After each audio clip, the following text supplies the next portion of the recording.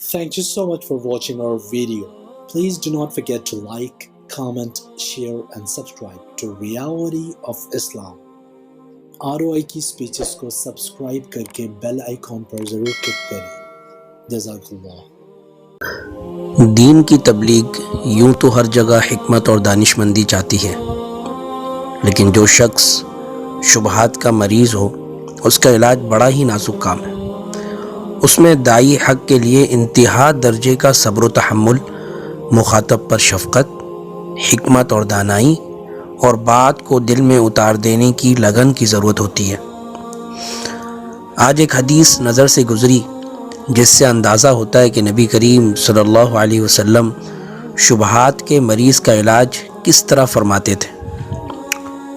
حضرت ابو امامہ رضی اللہ تعالیٰ عنہ روایت کرتے ہیں کہ ایک قریشی نوجوان نبی کریم صلی اللہ علیہ وسلم کی خدمت میں حاضر ہوا اور اس نے ایک عجیب و غریب فرمائش کی. کہنے لگا کہ یا رسول اللہ، مجھے زنا کرنے کی اجازت دے دیجیے. آپ تصور فرمائیے کہ یہ گھناؤنی فرمائش کس سے کی جا رہی ہے؟ اس ذات اقدس سے کہ جس کے آگے فرشتے بھی ہیچ ہیں، اور فرمائش بھی کسی چھوٹے موٹے گناہ کی نہیں، زنا کی. وہ گناہ کہ جس کا نام ایک شریف انسان اپنی زبان پر لاتے ہوئے بھی شرماتا ہے. کوئی اور ہوتا تو شاید اس گستاخی کی سزا میں نوجوان کو دھکے دے کر باہر نکلوا دیتا. چنانچہ حاضرین مجلس اس نوجوان پر برس پڑے اور اسے ڈانٹنا ڈپٹنا شروع کر دیا. لیکن قربان جائیے اس رحمت مجسم صلی اللہ علیہ وسلم کے کہ آپ نے بھانپ لیا کہ یہ شخص ضد اور عناد کا نہیں، شبہات کا مریض ہے، اور یہ غصہ اور نفرت کے بجائے شفقت کا اور ترس کھانے کا مستحق ہے. آپ صلی اللہ علیہ وسلم نے صحابہ کو ڈانٹنے سے روکا اور اس سے فرمایا کہ میرے قریب آ جاؤ. جب وہ قریب آ گیا تو آپ علیہ الصلوۃ والسلام نے اس سے فرمایا کہ کیا تم اس عمل کو اپنی ماں کے لیے پسند کرتے ہو؟ نوجوان نے بولا، نہیں، اللہ مجھے آپ پر قربان کرے، خدا کی قسم نہیں. آپ علیہ السلام نے فرمایا، تو اور لوگ بھی تو اپنی ماؤں کے لیے اس کام کو پسند نہیں کرتے. پھر اللہ کے نبی نے پوچھا، اچھا تو یہ بتاؤ، کیا تم یہ کام اپنی بیٹی کے لیے پسند کرتے ہو؟ اس نے کہا، نہیں یا رسول اللہ، مجھے اللہ آپ پر قربان کرے، فدا کرے، خدا کی قسم بالکل نہیں. آپ علیہ الصلوۃ والسلام نے فرمایا، تو اور لوگ بھی تو اپنی بیٹیوں کے لیے ایسا پسند نہیں کرتے. پھر پوچھا کہ کیا تم اپنی بہن کے لیے اس عمل کو پسند کرتے ہو؟ اس نے کہا، نہیں یا رسول اللہ، اللہ مجھے آپ پر نثار کرے، خدا کی قسم بالکل نہیں.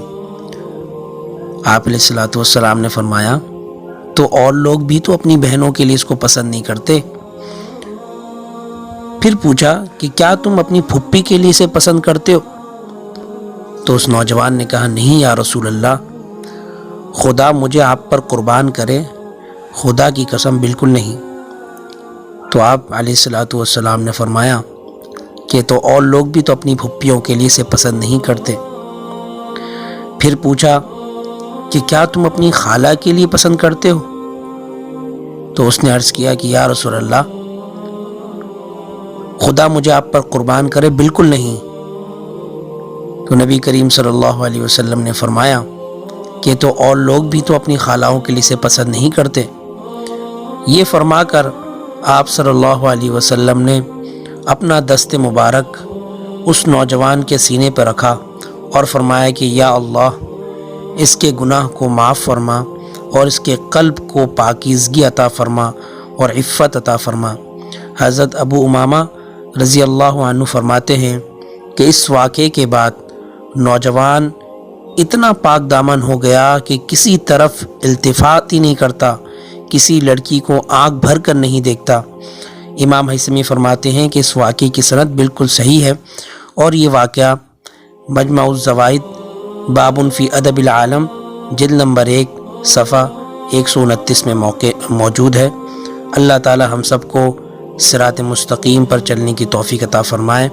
وآخر دعوانا الحمدللہ.